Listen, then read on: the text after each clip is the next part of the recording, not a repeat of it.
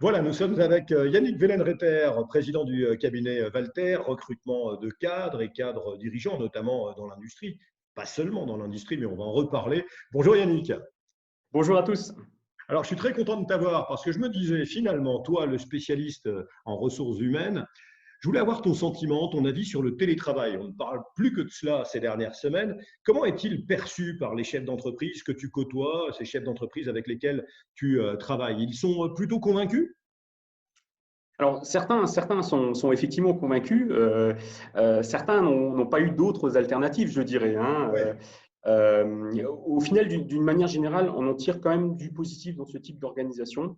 Si je prends par exemple l'exemple du cabinet, nous avions anticipé en fait le confinement. Donc, les équipes sont en télétravail déjà depuis début mars, en fait, hein, d'abord dans un souci de les protéger, hein, et pour certains, ça a été un vrai soulagement. Et ensuite également de permettre la continuité de nos activités. Les collaborateurs, évidemment, en télétravail, fournissent un vrai travail tout en n'étant pas dans l'environnement professionnel. J'allais dire finalement que ce n'est qu'une question de confiance entre l'employé et l'employeur, hein, c'est très clair.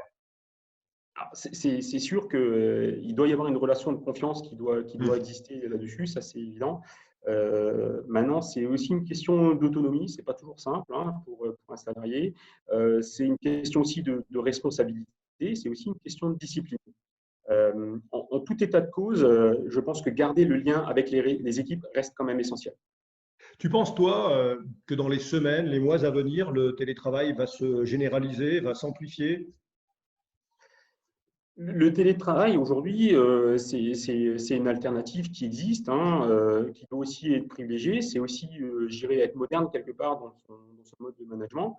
Alors, évidemment, ça ne se prête pas systématiquement, mais chaque entreprise a dans son environnement des collaborateurs où le télétravail se prête parfaitement. Et je pense qu'il faut pouvoir le mettre en avant également, hein.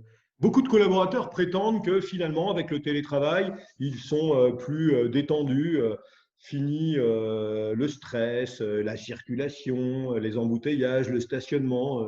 Tu vois ça comment, toi? Alors, c'est évidemment quelque chose qui joue aussi, qui impacte cette partie-là, hein, ça Ouais. c'est clair. Maintenant, garder quand même l'équilibre entre l'espace privé et l'espace professionnel, c'est aussi, je pense, sur l'épanouissement.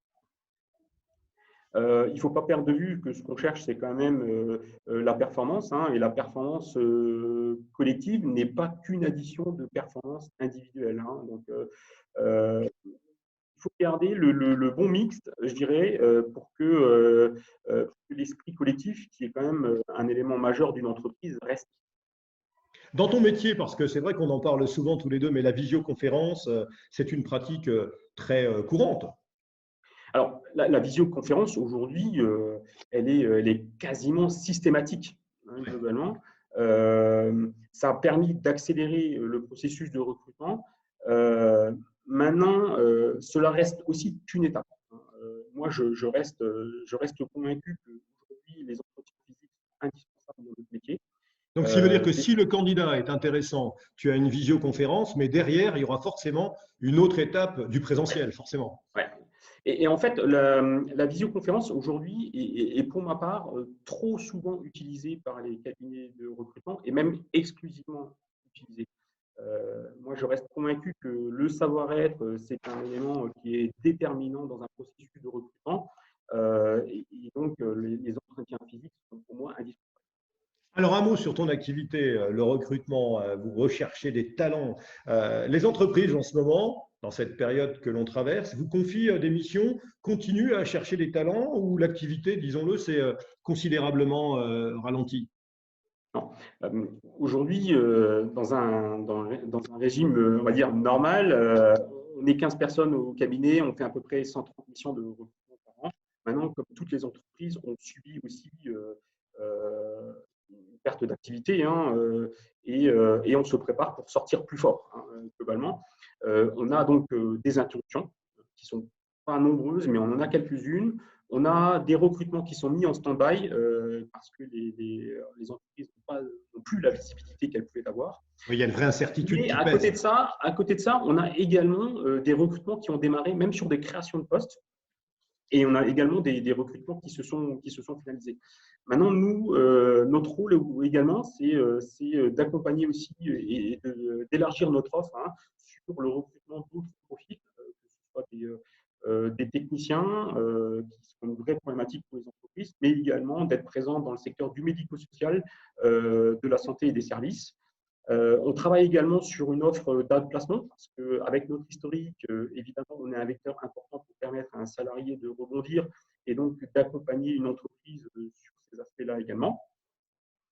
On a également développé une offre sur le management de transition, ce qui permet de répondre à une problématique ponctuelle court terme, mais aussi pour les entreprises d'avoir un expert dans un domaine particulier. Et d'une manière générale, on a des consultants qui sont expérimentés, ce qui permet aussi d'être un interlocuteur privilégié du chef d'entreprise qui souvent sur certaines problématiques et se sent quand même souvent seul. Donc on a travaillé sur ces sujets-là et aujourd'hui nous sommes prêts à les proposer à nos clients. Il y a eu une toute petite coupure, Yannick. Combien de missions par an, le cabinet Walter, s'il te plaît? 130 missions de recrutement par an. Voilà, pour moi, c'était important évidemment de faire un peu le point sur le recrutement, sur ton métier dans cette période pour le moins tourmentée. Recruter maintenant pour anticiper la sortie de crise, ça peut être aussi une stratégie. Aller en 15 secondes, ça peut être la bonne idée. Alors, très clairement, aujourd'hui, de toute façon, toutes les entreprises sont touchées et partout dans le monde. Donc, il y aura aussi une sortie de crise et les entreprises seront toutes fragilisées. Celles qui s'en sortiront le mieux sont celles qui sont su préparer et anticiper leur futur. La performance passera inévitablement par la compétence. Le recrutement, pour moi, sera encore plus complexe et avoir le bon partenaire sera effectivement déterminant. Un grand merci Yannick Wellenreiter, le président du cabinet Merci à Walter. toi également, Patrick, et à très bientôt. Tu me permets d'avoir une petite pensée évidemment pour le fondateur du cabinet, Roger Walter, qui va sans doute nous regarder. Puis je vous dis à tous les deux, à très très vite. Je les salue et te salue également. À bientôt. À bientôt.